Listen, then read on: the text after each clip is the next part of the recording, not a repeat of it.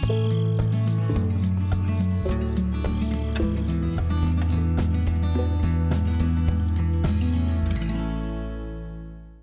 folks, welcome back to Gelvin Valley. Wonderful map made by Wild Wild West Farming Simulator 15. I have to say it's been a little while since I've been in here. I've kind of been working on some other videos with other games, but I have never forgotten this one. So why don't we continue where we left off, namely planting our barley crop. And I think we have a boatload of it to come. And you know, I just, having done a former video in another one of the vintage farming sim games, Farm Sim 11, I may have a little struggle with some of the controls and mods trying to refigure them out. Some things always changed between the versions. So hope everybody is doing well as we approach Thanksgiving, at least Thanksgiving holiday here in the U.S. This is all middle of November as I record this, and I enjoy this time of year. I shouldn't just say usually. I always do enjoy this time of year, but there's also a fair amount of stress in my work job as a number of deadlines that fall during this time of year. So there's always that. But what can I say? If you want to eat, you gotta keep working. And we're doing some work in here. I have our GPS set up where, you know, I almost think we have one more field maybe after this, and we will be ready kind of for the next crop. And since we're on Fast Grow, I believe, is that what we're on? Let me just check. Yeah, fast plant growth will hopefully have a new crop, I think, lickety-split.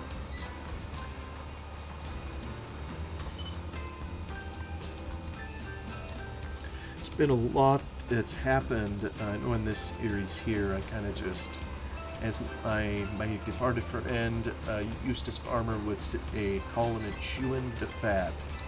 Sharing what's ever on my mind. It is probably of zero interest to anybody else.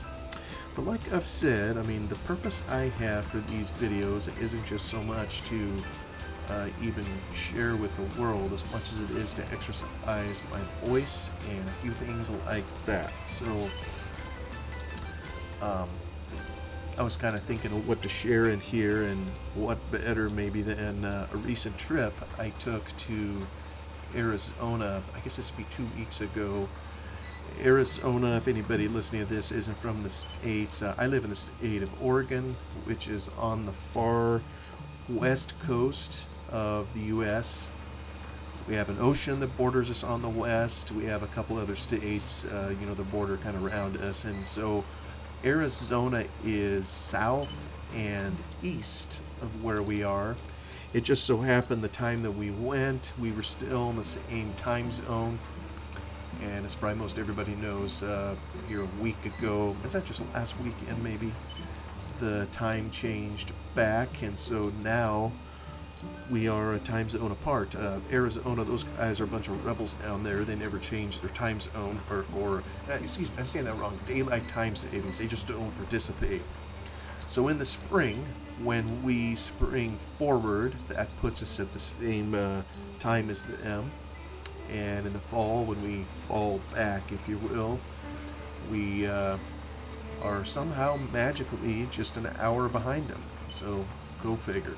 I keep hearing that there's changes coming to daylight time savings. And I don't know if the idea is to leave everything on standard time, or to take the whole country, whole state, whatever, and just put it on permanent daylight time savings. I gotta say, when I get home from work, you know, this time of year, it's pretty dark outside, and there's maybe no helping it this time of year at our latitude. That's just kind of a reality of living here, that it's gonna be dark earlier than in the summer, of course. But who knows? I mean, I think it's a political football. I'm not sure why. but something that they've never been able to really make their mind up. So for all I know, this coming spring will be springing forward just like we always have. You know, when I was younger, it didn't mess with me as much as it does when I get old. Oh, hanging up on the fence. Are you kidding me? There, let's try to sneak through. I should probably use the big doors instead of... Why did I got this dinky tractor on this drill that needs more horsepower? But that's okay. So it's a little harder on me, I think, as I get older to adjust to the time, but I always seem to fall back a lot easier than I do springing forward, because it means all of a sudden I got to get up an hour earlier than I'm used to, whereas this time of year it's just, hey, get an extra hour sleep or wake up a little bit later. Alright, let's tackle this field, and like I say, I believe this is our last. So once we finish here, let me see. One. Yeah, these are all growing, so I've planted, I believe, everything. My humble little empire. Yeah, 18 was a big one. So number 1 is the final that we need to work through. Get a little bit in cab. I know I don't do much in cab. I so prefer. Why wouldn't you want to be on the outside and see all these grand views and just see this beautiful scenery that Wild Wild West built into his map?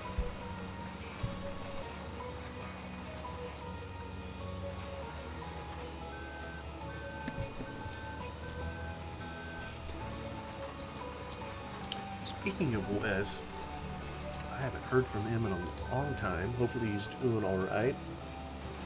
I think I've mentioned it before, but the map author himself also had a series on this map, maybe one of the longest.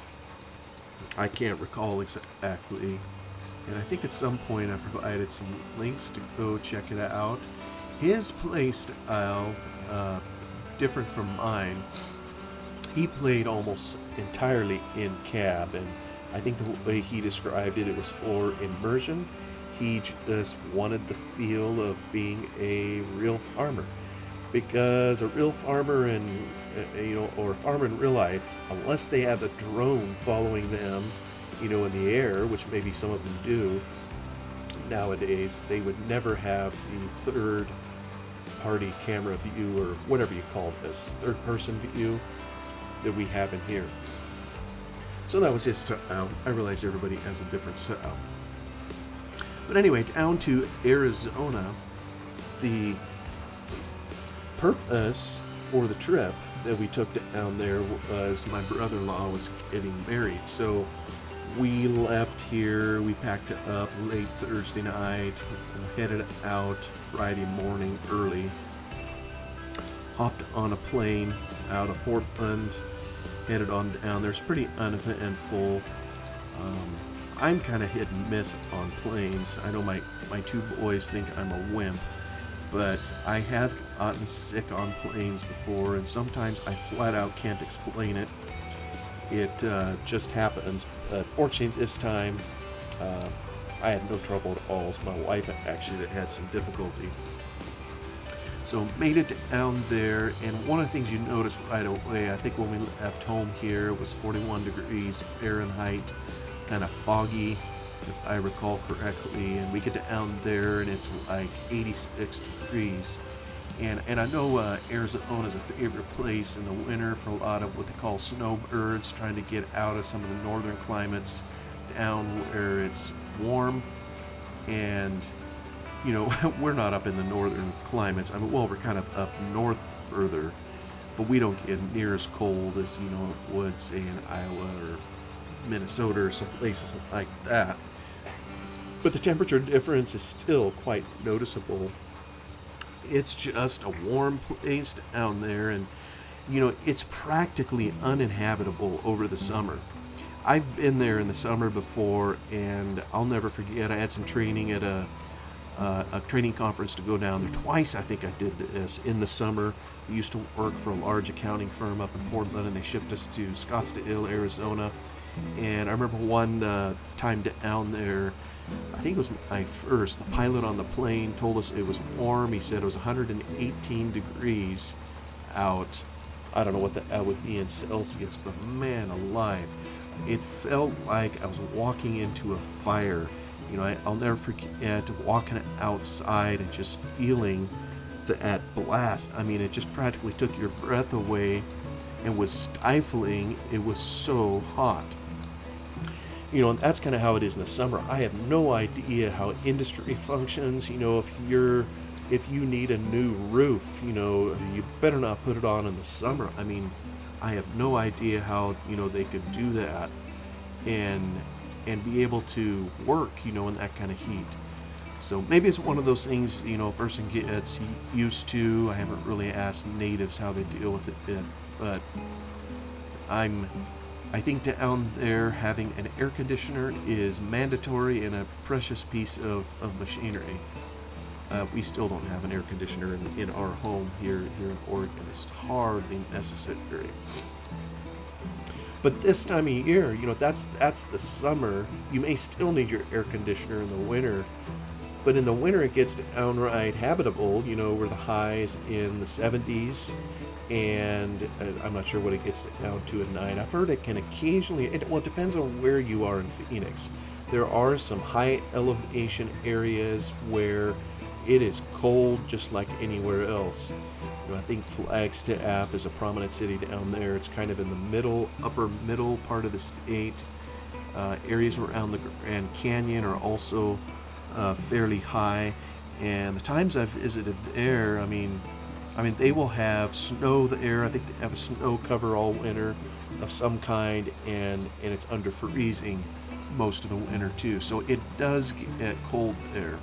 It's just Arizona has such a reputation of being hot. So, but this time, like I say, we get off the plane. It was 86 degrees, so it was really warm. You notice that right away. And my wife wasn't feeling well from the flight, and it was kind of just, let me get this set up. I need a little bit different angle. Is that a good enough angle? Sure, we can handle that angle. Oh, dang it. I gotta pay attention to what I'm doing. Can't walk and chew bubble gum at the same time, let alone drive farm machinery and try to do a silly video. So we land in the Phoenix airport. We get a car. We head kind of up north to, I think it was called Camp Verde area. Just driving up. There was some traffic jams on the way, which is always annoying. I suppose I should just see it as a good time to work on developing my patience, because obviously I don't have enough.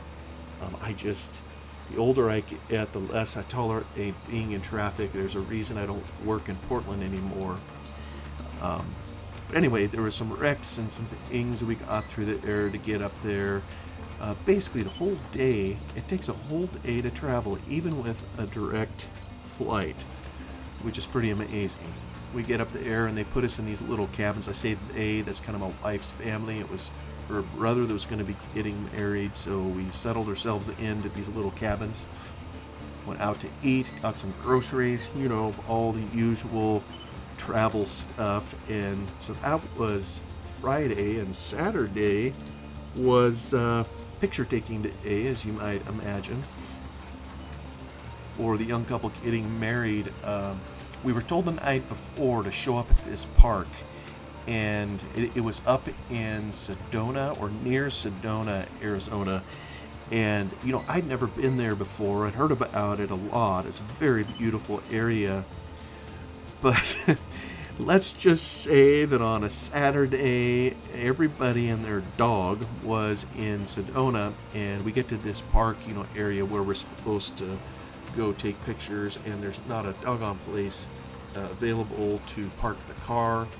And so we're driving around trying to figure out what to do. Eventually the wedding party, I think they were on some of the walking trails, and it's just it's one of those bizarre things, where you feel out of place.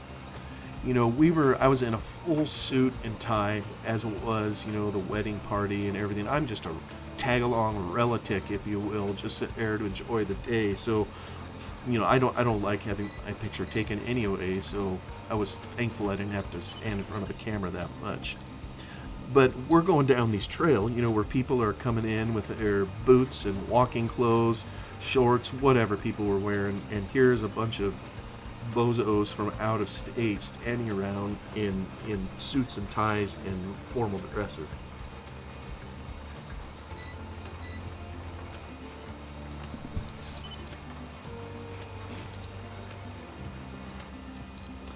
But I don't think we aren't the only ones that have used the park for pictures before wedding parties, so people were pretty gracious, even though we were kind of in the way, if you will.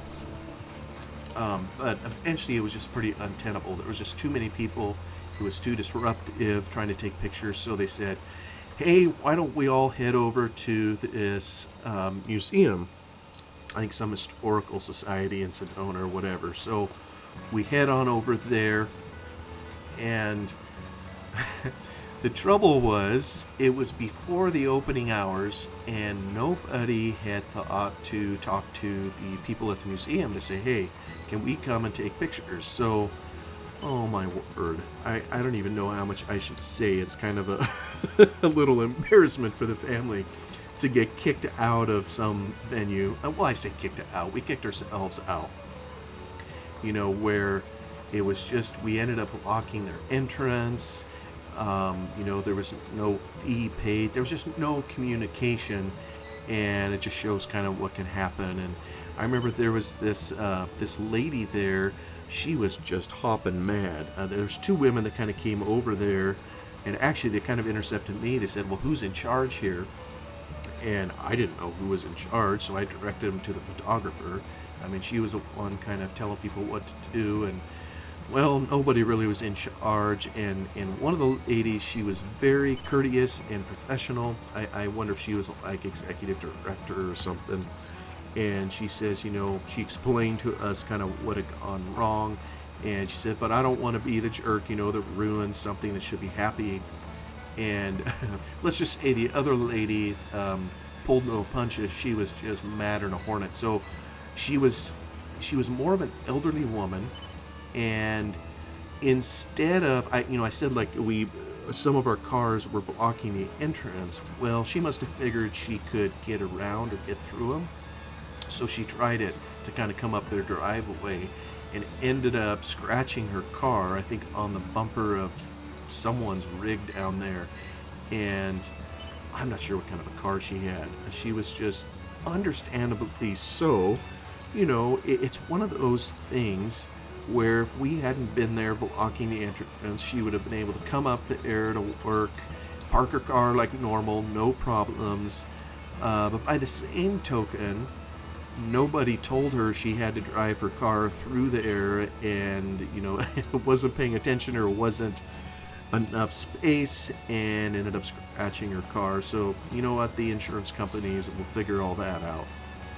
But I kind of think that if you run into someone else's car and they aren't even in it, isn't even moving, you can plead all day that it's in the wrong place. But I think there's still some fault that lands with you. So I think I had one picture taken there. We didn't even finish the job, but before we kind of left with our tail between our legs. But kind of like I was telling my kids later, it's those kinds of incidences, where that's how memories are made, right? So we got out of there, and I think our kids, we wandered around Sedona for a while our kids kind of went on a hiking trip. And let's see, I gotta pay attention here now. You know what? I think I'm done, right? I gotta take this back to... Oh, and I ended up having it full of seed. That was kind of a silly move.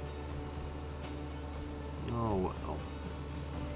I'll take it back to town and... Come on. Oh, I see. Why is this having trouble climbing the hill? Oh, well, I think it's just small. Anyway, so my wife and I, we all had lunch together in Sedona, and we wandered around the place to kind of kill time in the afternoon. The kids went hiking. There's some beautiful areas. They have some pictures of these rock arches, and they even went hiking over the top of at least one of those. About gives me the willies. You know, I know some of those have collapsed, and it's like, oh my word, I'm glad it didn't collapse, you know, with my kids on top of it. You know, the wife and I went around town, and I wandered into an art gallery, had all these beautiful paintings in it, and other things in there, but wow, were they proud of them. Just thousands of dollars, you know, to purchase these things.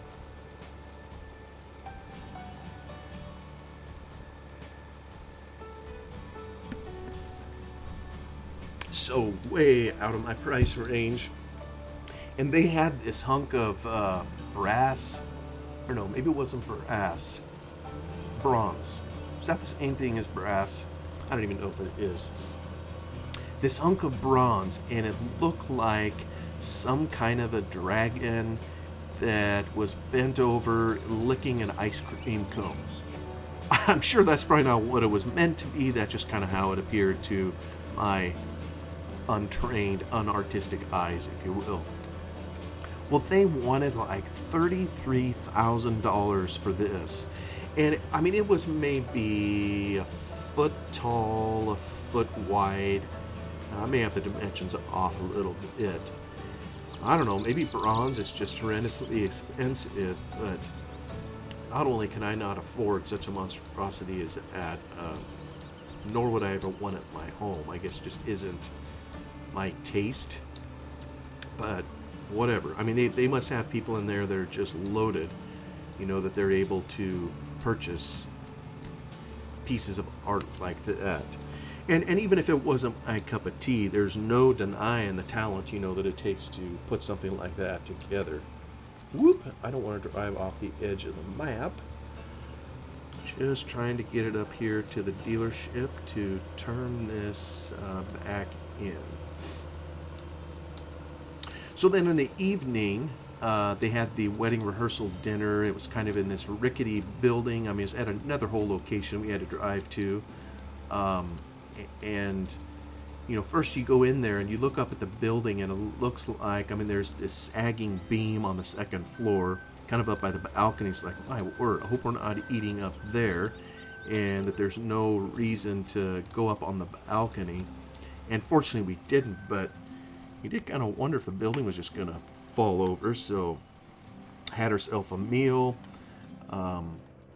and did some things with a couple later. And then the following day, I guess we had, let's see here, washing costs. Oh, it gives us some money back for the seed. I guess I saw that on there. So that is handy to know. We'll zip on back over to our farm. Maybe I'll head off this way this time. I don't know which. Oh, wait. Do I have. Hold the phone before I just disappear down over the hill. I gotta see if I need to. Do I have a fertilizer spreader? Well, I got this where I could spread some mishti if I had any. But I don't. Alright, so folks, we are going to rent a fertilizer spreader. Wow, I would have been so upset if I'd have got home just because I'm yakking here and forgot all about that. Here we go. Let's grab... Oh, no, I didn't want to buy it. I want to rent it, you doofus. How long will it take? 2 hours? Shoot, I don't know. I'll get 3 hours. Rent.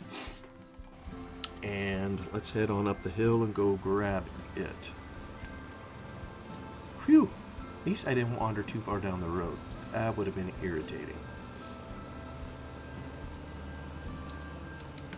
Anyway, all this busyness in Arizona. We get to the next day, Sunday, and I don't know about you all. It's interesting traveling with all the extra clothes you need for when there's a formal occasion. So having the suit there and being in an unfamiliar place to try to get everything ready, it's, yeah, makes for a little bit different atmosphere, but we made it through. I'm just kind of grousing because it's hauling extra stuff. Went to church for the day and saw the wedding in the afternoon, got the couple all married, and oh hey, look at this. Look at this. I have not noticed this yet. Oh, I'm very pleased to see that. We planted some trees in here some time ago, and most of the time that we've driven by here, they've just been little tiny sticks. So I'm very pleased to see they've finally grown. So maybe it gives a little hope that at some point we can do some forestry work in here. I think I want to let them get a little bit taller. And as you can see, they're a different kind of tree than we have on the map. And so I think I mentioned earlier, I'm reluctant to kind of cut the trees down on the map because they're colored a certain way, and the map author has them in here for ambiance the way he would like to have them. And so I think I'll leave them alone and only cut the ones I planted. I'm still happy to see that they're finally growing.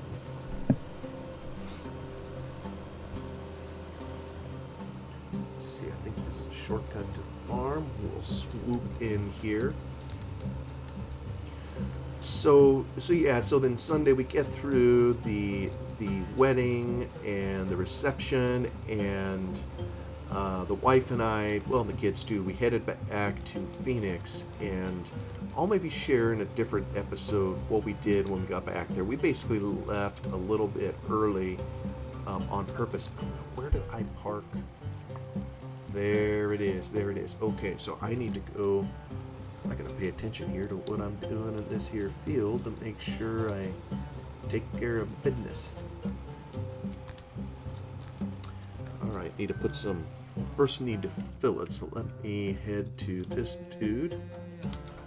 But in Phoenix, we visited a friend, and like I say, I think it's a friend that some others might be interested in hearing about, and I may be running short on time in here in this episode, so I'll save that for another time. But really enjoyed, to me, that was pretty much the highlight of the trip, was getting to see a friend. So let me just park this here. Here, we'll fill it up, and yeah, it's costing us money. All for a good cause, right? Keeps trying to back up. I don't know why it's beeping as if it's backing up. Alright, so let's just take a trip around. Take care of our crop that we've boot-heeled into the ground. And I gotta say, traveling, I was a little nervous to go to Phoenix. The times I've been there in the past, the airport is pretty big, pretty complicated. Driving, I was kind of nervous about that too. It's in a fairly large city, but I gotta say, by and large, I was pleased. It was way easier than I was thinking it would be. They have this pretty fancy monorail system in there, if you will, that hauls you to and from the airport out to where they rent cars. And it was very simple getting in and out. So appreciate the design they had that made it so we didn't had the least amount of stress. And I don't rent that many cars, just don't do a ton of traveling. And I gotta say, this was so efficient, so slick. You know, we get the car, the paperwork and there's the bell. Thank you, Eustace Farmer. The paperwork and everything, filling it out, taking it out, that was one thing. But bringing it back, you know, when you go to the airport, it's like always one of those things where you hurry up and wait. And when you're traveling, I don't know how you are, I don't like getting there at the last possible minute. I like being there with plenty of time, and then if I can just sit there I'm happier than I am if I would just wait to the last minute, even if it means, there's dead time sitting there doing nothing. So it's always a little bit stressful for me personally, coming into an airport to make sure we get there on time and get everything taken care of. And those guys at the car rental just made it so easy. I was so impressed. We drive in. They took us straight in. We didn't even have to park. No backing up. No nothing. We just parked it and left. And an attendant was there almost immediately. He had one of these fancy scan things on his phone or whatever. I don't know if he scanned the plate or just how he did it. Checked the fuel gauge. He just told me, he says, you're all taken care of. I handed him the keys, and he says you'll get something in the email, because, we'd set all that up previously. And that was it. We picked up our bags and started walking, for this monorail to head into the terminal. So it's so nice when there are systems to make things that can be stressful or full of paperwork, which everybody hates. So nice when there are systems that just smooth that off and make it easy. So I gotta say that was pretty nice. But anyway, I think I will close the episode there and let everybody go. Thank you so much for stopping by to take a look and to hear about our quick trip to Arizona over a week ago. Y'all have a wonderful day. Bye-bye for now.